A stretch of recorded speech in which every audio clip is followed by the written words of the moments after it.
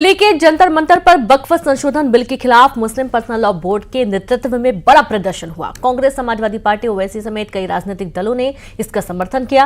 प्रदर्शनकारियों का आरोप है कि ये बिल वक्फ संपत्ति पर कब्जा करने की साजिश है। तो वहीं बीजेपी ने सरकार के खिलाफ साजिश करने का आरोप लगाया है। ये रिपोर्ट देखिए।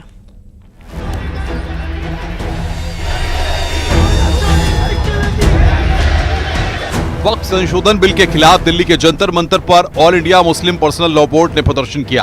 प्रदर्शन में कई धार्मिक नेता, सामाजिक कार्यकर्ता शामिल हुए। धरने में कांग्रेस, टीएमसी, आरजेडी, जेएमएम, आप, NCP, Samajwadi party, AIMIM, DMK, Akali Dal, Shiv Sena के प्रतिनिधि शामिल हुए। मुस्लिम पर्सनल लॉ बोर्ड के उपाध्यक्ष ने सरकार पर निशाना साधा। हम बनकर के मुल्क की आजादी हासिल की है, आज भी हम बनकर अपने देश को बचाएंगे, संविधान को बचाएंगे, वक्फ की जायदाद को बचाएंगे। एआईएमआईएम अध्यक्ष असदुद्दीन ओवैसी ने वक्फ कानून में संशोधन की कोशिशों को असंवैधानिक बताया है। उन्होंने आरोप लगाया कि वक्फ की जायदाद छीनने की कोशिश की जा रही है। बड़ा काम विरोध करना है क्योंकि ये अनकॉन्स्टिट्यूशनल है।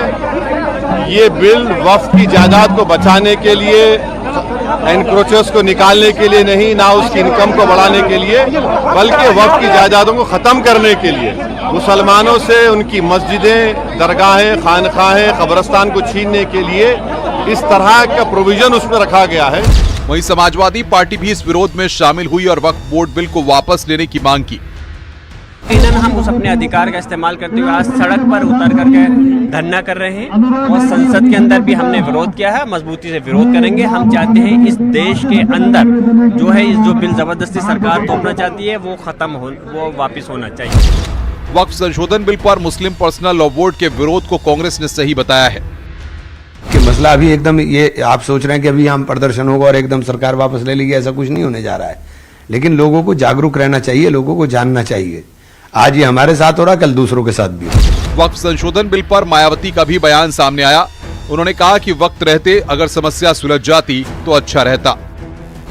पिछले कुछ समय से वक्फ बोर्ड पर भी सत्ता व विपक्ष द्वारा जो राजनीति की जा रही है, तो ये भी अति चिंता की बात है।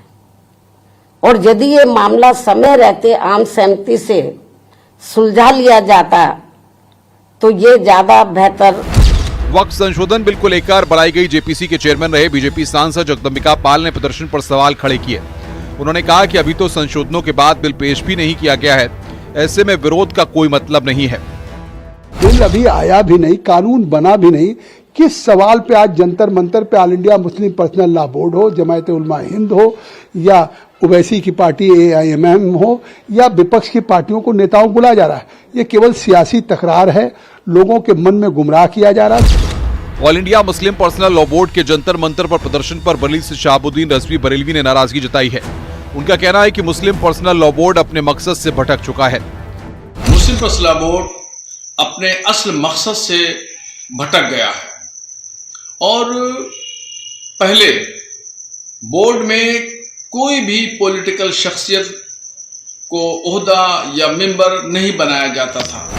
कांग्रेस के पूर्व नेता आचार्य प्रमोद कृष्णम ने all India Muslim personal law board पर बड़ा हमला बोला है।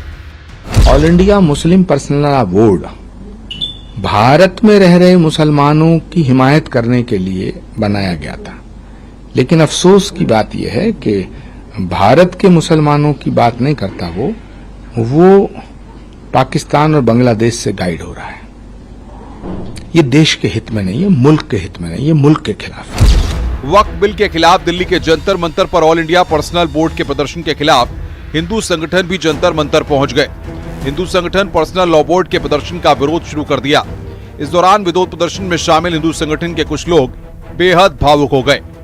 न्यूज़ 18 के लिए ब्यूरो रिपोर्ट। और इसी के साथ खबरों में इतना ही। नमस्कार।